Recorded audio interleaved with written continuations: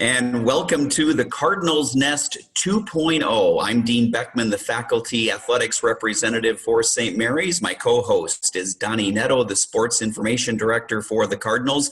And 2.0 is where we bring on alumni of St. Mary's to talk about their Cardinals athletic careers and kind of catch us up on what they're doing now. And Donny, today we've got a baseball player. We went basketball last time for 2.0, which was our first 2.0 episode. And here for this second one, we have Willie Doll. And from what I can remember, he graduated in 2016, but he was a really good baseball player. Yes, he was a really good baseball player. And it's hard to believe that it was 2016 that you graduated, Willie. It feels like just yesterday you were out on the max and doing some amazing things for the baseball team. Welcome to 2.0. And I guess to start off, if you could just kind of give us a little background on yourself and where you're originally from and where you're at now. Well, happy to be here, guys, and thanks for having me on. It's great to see you both. So I'm originally I was born in Iowa, then moved to Amherst, Wisconsin when I was really young, grew up there, went to a small school, small town. So St. Mary's was definitely appealing with that small school feel. Went there for biology, originally pre-physical therapy, but now I am working at a life science and consumables company here in Minneapolis. So, yeah. Go ahead, Dean. So, Willie, as you think back to your time playing baseball for Coach Winicky and the Cardinals, what are just a few of the memories that kind of come to mind for you? A lot of good ones. It's a place that I will love forever. There's so many, but really what I think of first when I think of St. Mary's baseball is how much of a family everyone was and how you were treated and cared for, not only as a person, as a baseball player, but as a person outside of, because we all had a big transition period in your lives.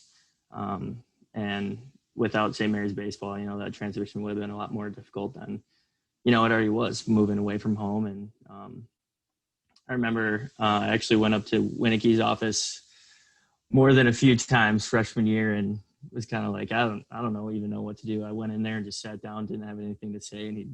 But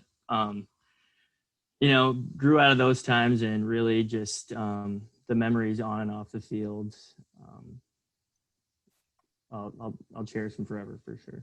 Now, I know you had to keep Cale Paczynski in line when you were here. Do you still have to do that? I'm assuming you're still good buddies, right? I actually do. He's actually upstairs working right now. I told him I was going to be on with you guys. He said to say hello. I actually live with Ricky too, but we're still good friends. Obviously, we live together still, so still keeping him in check, trying to at least. It's a difficult job, but.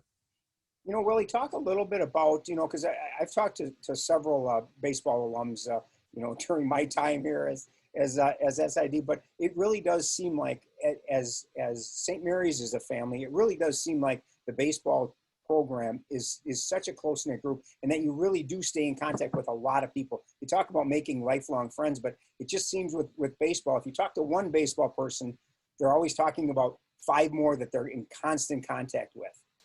Yeah, that's true, and that's something that I don't see when I meet guys that played other places. But I think it just has to do with the culture that Winicky's built there.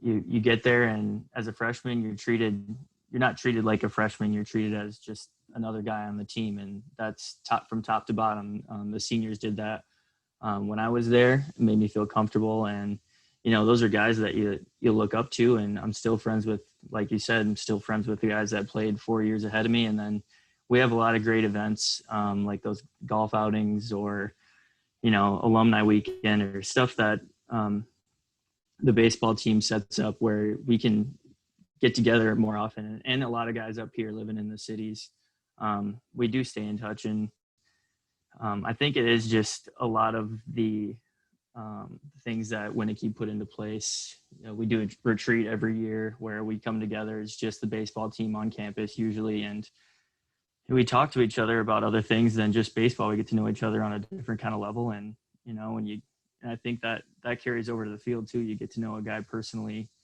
You want to put yourself on the line as much as he does for your teammates. So I think that's what keeps us so close.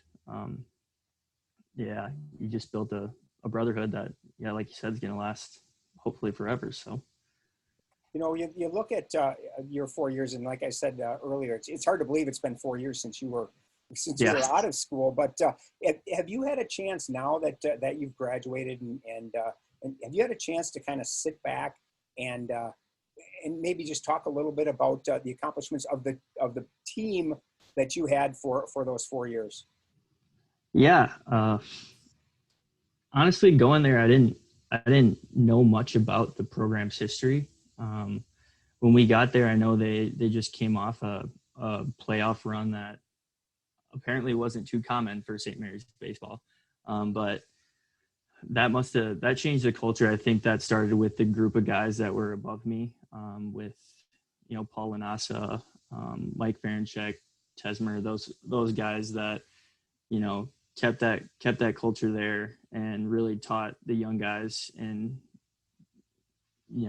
let us know that this is going to be a winning baseball. We're now a winning baseball program, and we're going to keep it that way. And,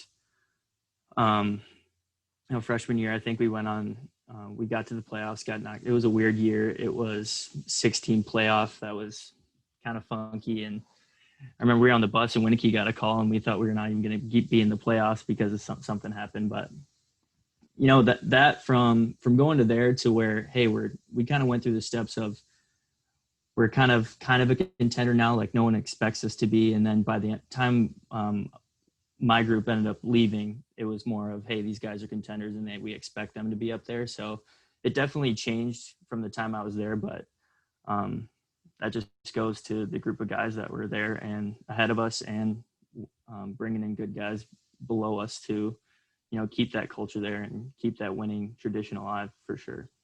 Yeah, it's interesting that you kind of sandwiched interesting years between your freshman year and then your senior year. Your freshman year, like you mentioned, was a bizarre year. I think there were so many rainouts and games that didn't get played. Yeah. Like you said, the MIC tournament went to 6 teams, and I know you lost to Augsburg in 11 innings in your opener there. And then I want to talk about your senior year, because in all of my years at St. Mary's, that is probably the most memorable baseball MIC tournament that I've been involved in, and it was up at St. John's.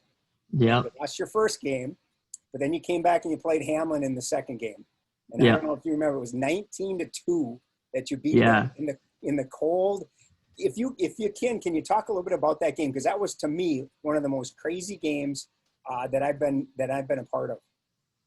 Well, I remember we went into that just, your senior year, we had a huge group of seniors too. So it was like, this is all year. We felt confident. We'd been there before. And we actually, the first game came out and beat St. Thomas, which is, everything that felt good after all the years of what they've done to us. It just felt good. And then, like you said, we did lose to Johns, I believe the next game, which was a bummer because it was a close game and, you're in the driver's seat if you win that game. But man, it is a weird feeling going from undefeated in the tournament to, all right, we just lost a close, heartbreaking game, and now we have to go into an elimination game. Our season could be done tonight. And I know Hamlin just had the same thing happen to them, and they can't. I think it was freezing. It was nighttime at St. John's, and I remember standing on first base talking to the first, and we did beat them handily, which was, and I think that does go. I remember the feeling in that game was that we came to that realization of, wow, our season could be over. Like, we could be done with St. Mary's baseball. And I remember we came together before that game, like, this is not how we're going to go out. This is not, nobody wanted that season to be over. The seniors especially. And I know the young guys played their hearts out for us too. So it definitely showed in that game against Hamlin, where it wasn't necessarily close. I think Ben Johnson pitched, and he pitched lights out, which was cool to see as his last outing in the St. Mary's uniform too. So that was definitely a really, really fun memory. And that tournament was was exciting for sure. So, Willie, have you been able to continue to play baseball a little bit, either in adult league or what are you doing from a baseball standpoint? Currently, I am not doing anything. Yeah, I went to Santa Fe and then Fargo after school to play for a little bit, and then I actually got injured, needed surgery, so I kind of did that. But I played a little bit men's league, but with COVID and everything, there's not even softball going on around the city. So I'll play softball with a group of guys, with a lot of St. Mary's guys. But that's about it when it comes to competitive. No more truly competitive stuff. That's, I guess, get on the golf course for that these days. Willie, can you Yeah. talk a little bit about your time playing professional baseball? I know, like you said, you were at Santa Fe for a while and then Fargo, I believe, right? Yep. So I believe it was, I didn't get signed the year after I graduated. I was kind of hoping I was. I went to a few tryouts for a few teams and never ended up getting a call, but I spoke to Winnicky and he said, just stay ready. I was at a point where I didn't really know where I wanted to go, what I wanted to do exactly. So if I were to get a call, I wanted to be ready for it. And a year later, I got a call from a manager down in Santa Fe, New Mexico, and he said, "We've got a spot for you. We will sign you right now, but you have to be here in 4 days." And so I was actually on the way home to see my family, and so I pulled up, and they could tell something was up because I didn't know how to really tell, like, hey, I'm gonna move to New Mexico. So I was like, I got something to tell you guys, and I said, the team wants to sign me, but they're in Santa Fe, New Mexico. And then my mom kind of like freaked out, and she's like, well, do you want to do it? And I was like, I kind of have to do it. And she said, well, then you're gonna do it. And then she didn't take the move very easily, but it was an experience that I'm so glad I did it. It was so cool meeting people from all around the country, and I played with some guys from the Dominican and Puerto Rico, and just a really fun lifestyle that I'm really glad I got to experience. And I went down there starting as, I came off the bench, and that was something I never had to do at St. Mary's. So but my time at St. Mary's helped me with that. You got to do your role. You got to, you have a role, and be the best you can be in that role. And, that helped me have some success down there. And then I signed with Fargo, the Red Hawks, up here the next season. And then I got injured in spring training. So that's where that ended, but I don't regret a thing. And I'm really glad that I was able to experience that. And Yeah. Yeah. So, Willie, for those of us who don't, have any personal experience with professional baseball, how would you describe the difference between professional baseball and the collegiate level? I'd say it does feel more intense, just because, guys are playing for their jobs. Especially the level I was at wasn't particularly like, taking home any money, so to say, but they're playing to get to that next level. And so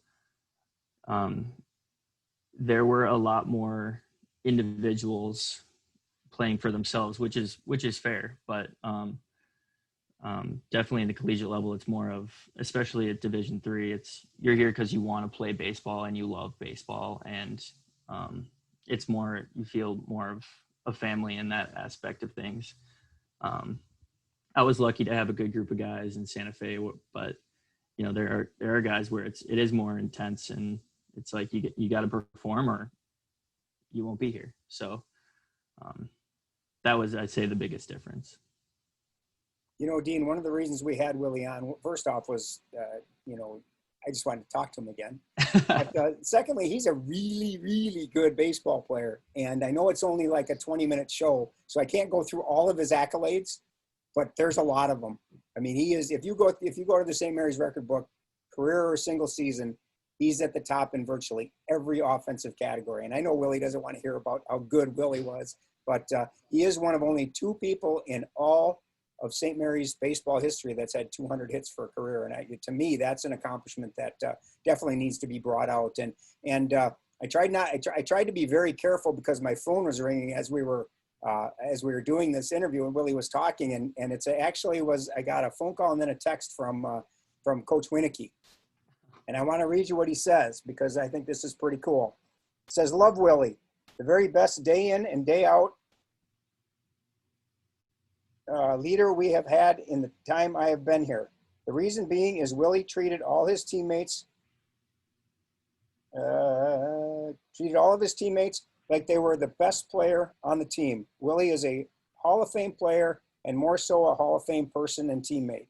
I think that in itself, Willie, and I've dealt with you and I've talked to you and worked with you for the years you were here, and Nick couldn't have said it any better because you truly are an amazing individual and one really good baseball player.